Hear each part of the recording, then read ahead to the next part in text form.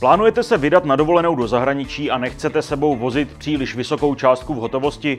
Spoléháte na výběry z bankomatu nebo platbu kartou? Správně, je to jednodušší. Dejte si ale pozor na chyták, který se jmenuje DCC, dynamická konverze měny.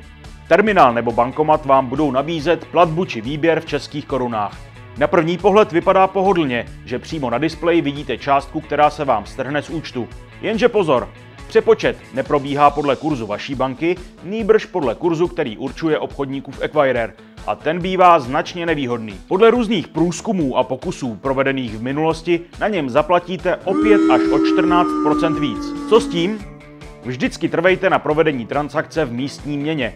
I když někdy zaplatíte poplatek za platbu zahraniční kartou, v drtivé většině případů je to výhodnější. Yes. Dynamická konverze měny podle nás hraničí s podvodem na zákazníka.